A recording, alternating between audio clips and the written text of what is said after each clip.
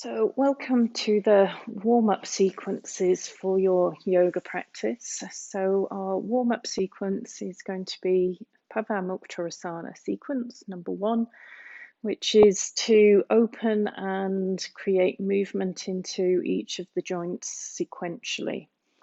So, you can come and join with me and either use this as your entire practice or just as part of the warm-up sequence for your practice.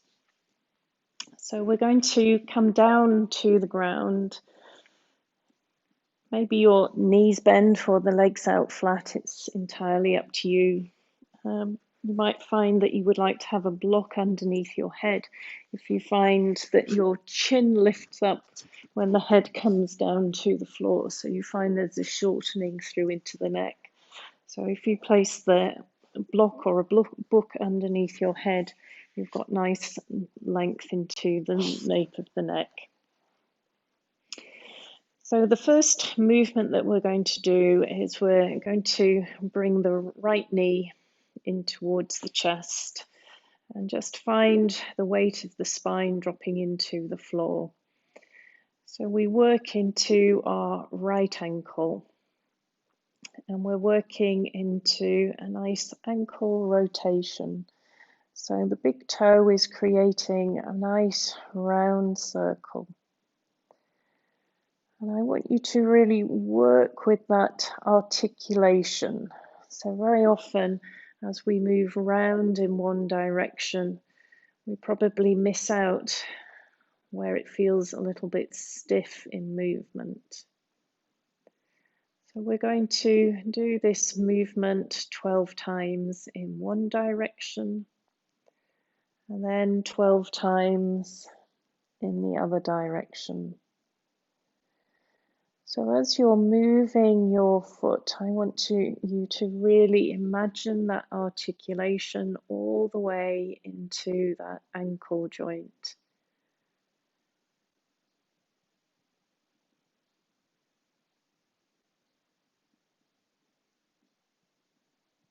And then when you've done the 12 times to each side, place the foot down onto the ground and draw the other knee into the chest. So we let the pelvis feel nice and heavy, the ankles nice and loose. And then starting rotation. And very often the first movements are a little bit stiff. But be aware of how it starts to change as we warm up the synovial fluid, the muscles start to work a little bit more.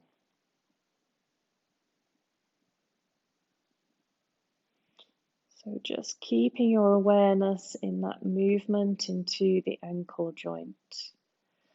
And then work around in the other direction. And we just become aware of those movements, not just being in the ankle joint, that maybe you can feel into the sole of the foot, coming all the way up into the shin, into the calf muscle.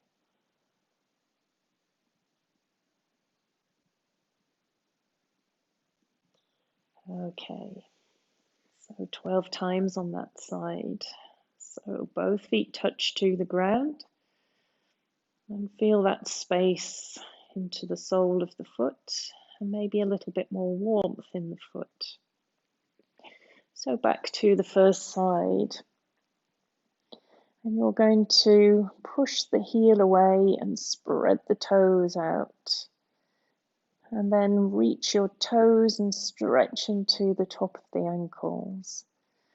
So push away through the heel, through into the soles of the feet. And then that beautiful reach and lengthen into the top of the foot. So we have an inhale as you push the heel away. And then exhale as you lengthen away. And inhale, drawing up. And exhale as you lengthen.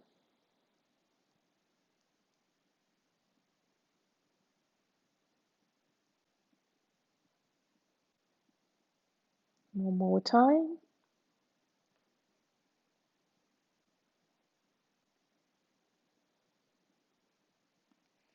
And then swap over to the other side. So push the heel away, spread into the toes. Exhale, stretch across the top of the ankle into the top of the foot. Push away, spread.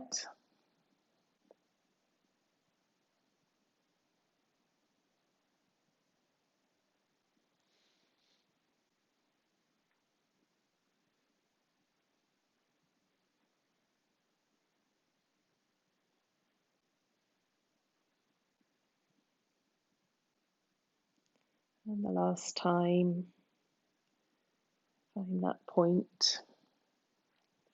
Both feet come back down onto the ground again.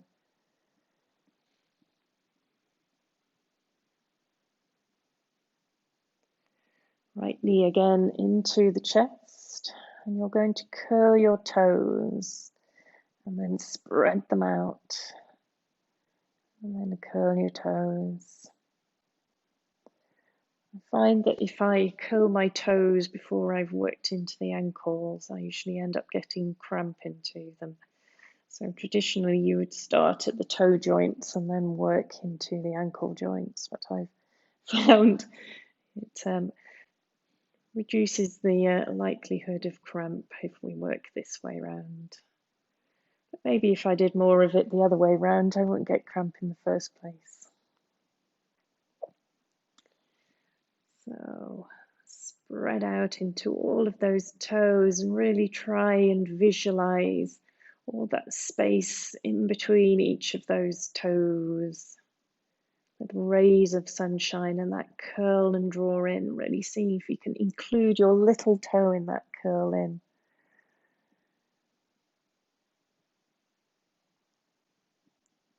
Okay, so that foot down to the ground. And again, let's draw the other knee into the chest, just letting the thigh feel heavy. And then we curl toe. And then spread. So you can feel the arch of the foot working a little bit. So as your toes curl in, the arch lifts up, and then as you, lengthens, and then as you spread your toes, then the arch lifts up. So we curl and find space. You can even see if you can find each individual toe. Can you find an awareness for each of those toes? Can you find that middle toe? Find the second toe. The big toe is too easy. What about that little third toe? Squish between the little toe and that middle toe. One more time.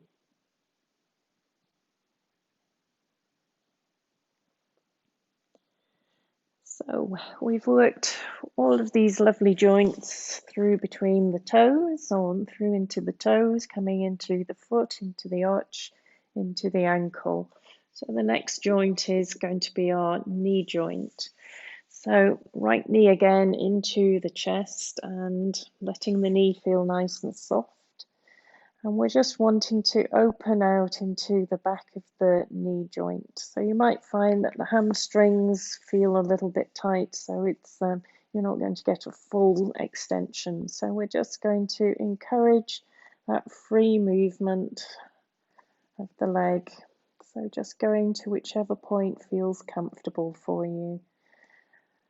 So we have the inhale as the knee bends, the exhale as the leg extends, and the foot is nice and soft. We've done all the movements into the lower limb, so now we're just working, and you can probably feel now your thighs are working a little bit harder, your abdominals are engaged in that lifting and lengthening. Let's do one more time on this side. And then we'll swap over to 12 on the other side. So knee into the chest, just letting the weight of the thigh, and then extending the leg up.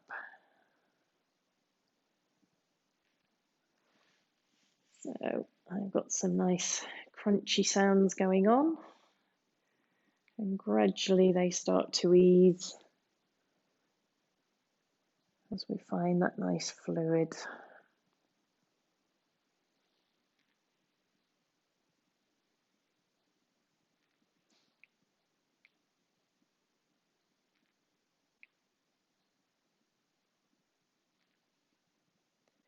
And the last one.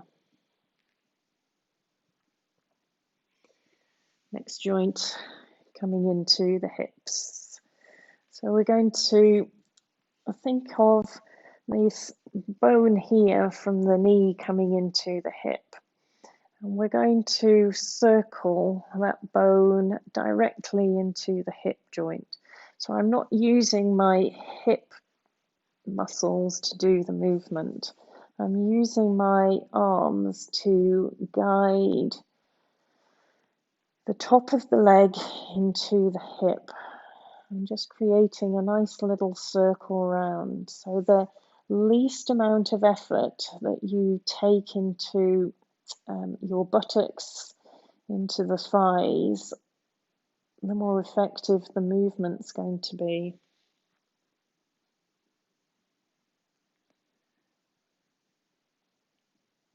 So again, we're working 12 round in one direction, and then let's work 12 times in the other direction. So my other knee, other foot is connected to the floor to help stabilize into the pelvis, so the pelvis isn't rocking and rolling from side to side, maintaining this movement of the top of the leg into the hip joint.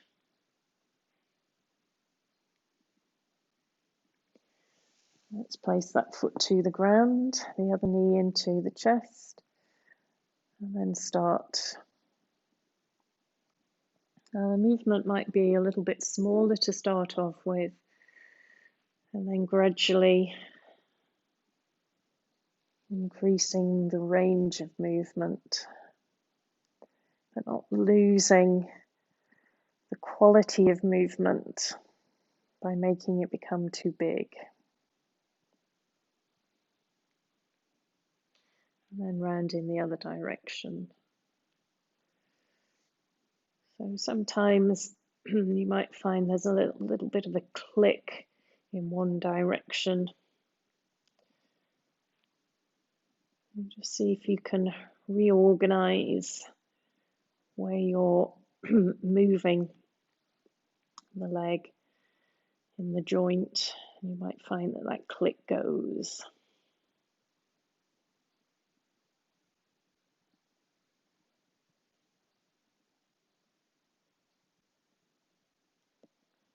And then let's place that foot down onto the floor. So our elbows are now going to support into the wrists as we flick through each of the fingers against the thumb. So you can do these right hand side, then left hand side if you want, or we can do it all together. Just looking for that nice rhythmic movement through all of the fingers. And then you're going to do the base or the nail of the thumb or the fingers. So we've done tops and bottoms of the fingers. And you can get some really good sounds going. When I did my massage training, we were told if we got these good sounds of flicking in certain moves, it was energetically very good for us. So I quite like the idea of, as we flick, we can flick all the strain and stress of the day or our thoughts away with these flicks. Okay. So now we're going to just create a nice soft fist and then spread out into the palms so that the fingers straighten, looking for lots of space, and then a nice soft curl into the fingers. So we have that inhale again and the exhale as we stretch away. The inhale, the curl, the exhale, the spread.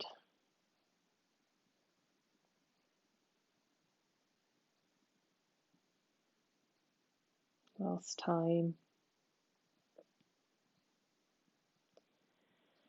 And then we keep the fists curled and rotate into the wrists.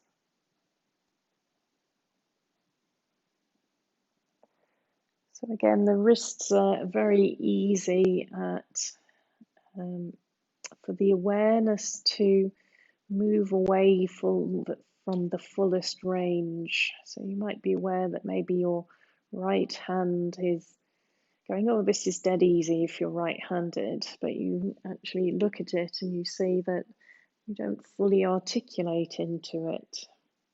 So I want you to really concentrate on full articulation. And it isn't a complete round movement, it's a round and slide movement. And then let's go in the other direction.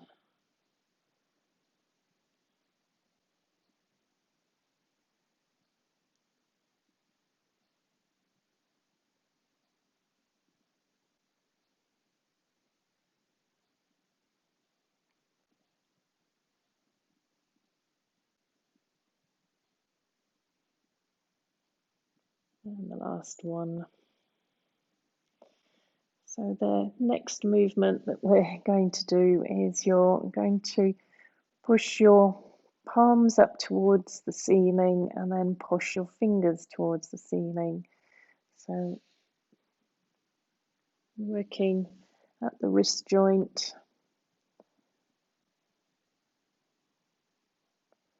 You might find this is having a nice good stretch through into the forearms.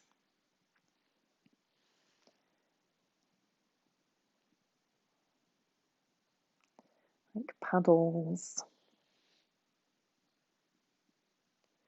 Final one.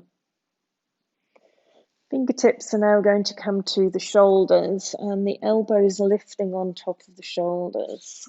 So from here we extend the fingertips up towards the ceiling, bending the elbows. Exhale as we lengthen, inhale as we come back. So generally, as the rule of thumb for yoga movements, when we exhale, our limbs go away from the body. As we inhale, they come closer into the body. Exhale, extend, inhale, and come back. It's not always true, but it's a good rule to follow by.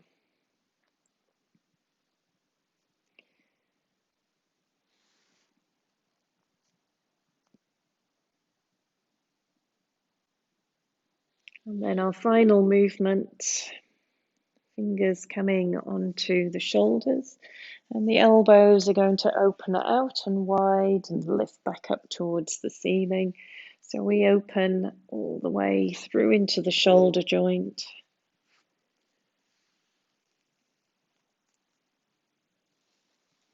So again, notice how your abdomen is in use as the elbows go out and away.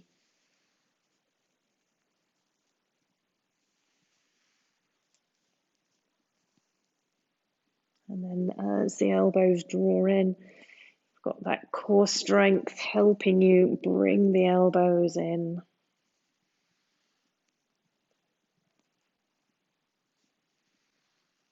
And then let's work around in the other direction.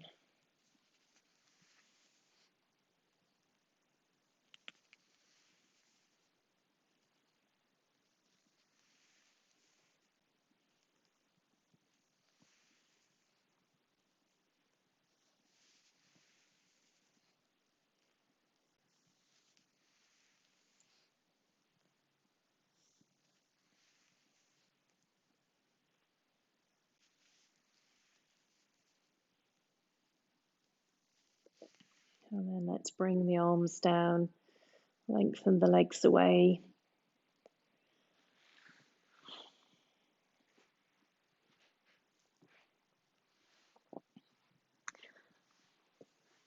And that's your nice, easy warm up or full practice. So you can always work in these movements either